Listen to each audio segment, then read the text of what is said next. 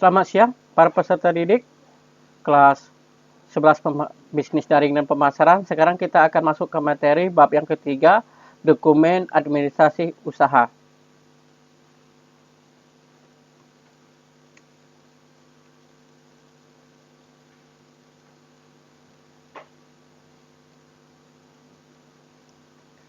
Materinya adalah administrasi usaha dan manajemen dokumen usaha. Administrasi usaha. Pengertian administrasi usaha menurut para ahli. Yang pertama, menurut Sondang F. Siagan, ini adalah keseluruhan proses kerjasama antara dua orang manusia atau lebih yang didasarkan atas rasionalitas tertentu untuk mencapai tujuan yang telah ditentukan sebelumnya. Menurut De Liangji, segenap perbuatan penyelenggaraan dalam setiap usaha kerjasama untuk mencapai tujuan bersama. Yang C, menurut H.A. Simon, suatu kegiatan dari suatu kelompok orang yang mengadakan kerjasama sekelompok manusia untuk mencapai tujuan bersama. Menurut Profesor S. Prajudi Atmosudirjo, administrasi usaha adalah proses dan tata kerja yang terdapat pada setiap usaha, apakah usaha kenegaraan atau swasta, usaha sipil atau militer, usaha besar atau kecil. Menurut William H. Newman, adalah pedoman kepemimpinan dan pengawasan daripada usaha-usaha suatu kelompok ke arah tujuan bersama. Selanjutnya, menurut John F. Priner, pengorganisasian dan penjurusan dari sumber-sumber manusia dan bahan untuk mencapai tujuan yang diinginkan. Ciri-ciri administrasi usaha. 1. Adanya sekelompok orang. 2. Adanya kerjasama dari sekelompok orang. 3. Adanya tujuan yang harus dicapai. 4. Adanya proses kegiatan usaha. 5. Adanya aspek bimbingan, kepemimpinan, dan pengawasan. Yang kedua, kegiatan administrasi usaha. 1. Fungsi kegiatan administrasi usaha. 1. Menyediakan dan melengkapi serta mengelola buku-buku administrasi perusahaan dengan baik dan teratur. Kedua, mencatat alat-alat perlengkapan perusahaan dan kegiatan-kegiatan ke dalam buku-buku administrasi. Ketiga, mengerjakan buku-buku administrasi perusahaan sesuai dengan ketentuan dan peraturan yang berlaku. Keempat, memelihara buku-buku administrasi dengan baik dan benar. Beberapa pencatatan kegiatan administrasi usaha antara lain surat menyurat, yang B, perjanjian dagang, C, pemesanan dan pengiriman produk, D, pemasaran produk, pembekalan atau persediaan, yang F, kepegawaian, G, proses produksi, H, gudang. Dua cara yang dapat digunakan dalam pencatatan administrasi yaitu sistem pencatatan terus-menerus dan sistem pencatatan secara periodik. Untuk penjelasannya sudah ada di buku LKS kalian. Jadi seandainya nanti Bapak ngasih tugas ataupun apa, ini Bapak hanya menjelaskan yang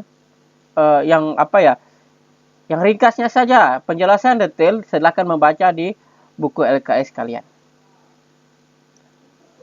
Masih dalam aspek pengelolaan administrasi, pengelolaan administrasi meliputi beberapa aspek, yaitu A, administrasi pengelolaan persediaan, B, perangkat pembukuan, C, pembukuan dan administrasi perkantoran, D, buku penunjang sistem produksi. Yang keempat, surat niaga. Surat niaga adalah surat yang berhubungan dengan kegiatan perniagaan atau jual beli, baik berupa barang maupun jasa antar pengirim dan alamat tujuan. Surat niaga disebut juga dengan surat bisnis. Macam-macam surat niaga. 1. Surat perkenalan, ya. Ini penjelasannya, Bapak. Yang kedua, surat permintaan atau penawaran, letter of inquiry. Ini permintaan daftar harga dari calon pembeli. Ketiga, surat penawaran atau offer. Yang keempat, surat pesanan atau order atau purchase order. Atau disebut juga dengan PO. PO, pre-order itu ya.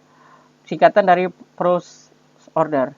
Itulah ada macam-macam surat niaga. Penjelasan lengkap di buku LKS. Surat pesanan juga disebut dengan surat beli. Biasanya surat pesanan terjadi setelah adanya surat penawaran. Yang kelima, ruang lingkup administrasi. Menurut Di Liang Ji, tugas administrasi pada kantor adalah 1. Menghimpun, 2. Mencatat, 3. Mengelola, 4. Mengirim, 5. Menyimpan. Tugas-tugas seorang administrator. Mengagendakan surat. Yang pertama, mengagendakan surat masuk dan surat keluar. Yang B, mengarsipkan surat masuk dan surat keluar. C, mengintri data surat masuk dan surat keluar ke dalam komputer. D, mencatat dan mengetik surat-surat ke buku agenda surat masuk dan keluar. E, mendistribusikan surat masuk dan surat keluar. 6. Peranan dan fungsi administrasi. Peranan administrasi yaitu membantu sebuah perusahaan dalam memberikan sebuah data atau informasi yang diperlukan pemimpin perusahaan dan untuk memudahkan pimpinan dalam mengambil suatu keputusan dalam pelaksanaan tugas selanjutnya. 2. Fungsi administrasi.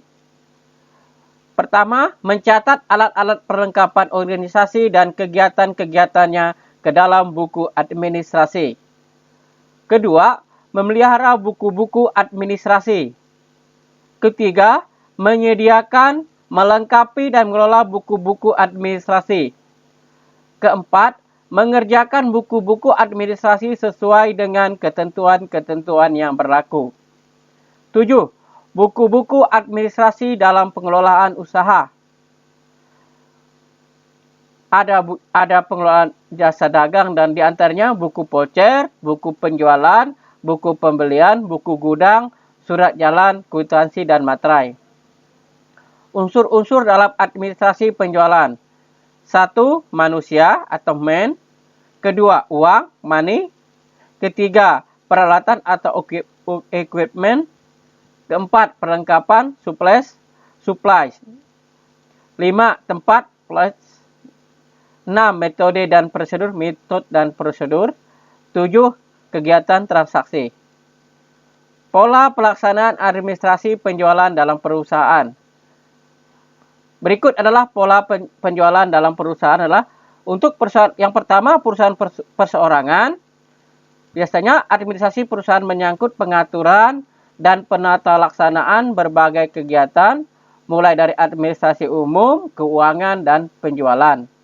Yang B, perusahaan berbentuk firma, perseroan komunitas, dan perseroan terbatas.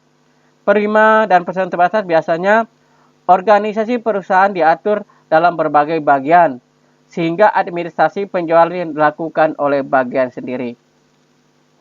Sekian penjelasan dari Bapak. Terima kasih. Salam sehat. Salam sehat, salam literasi, selalu jaga kesehatan karena COVID semakin bertambah. Kemana-mana jangan lupa pakai masker, cuci tangan. Selamat pagi, sampai jumpa di materi selanjutnya. SMK hebat, SMK bisa. Tuhan memberkati.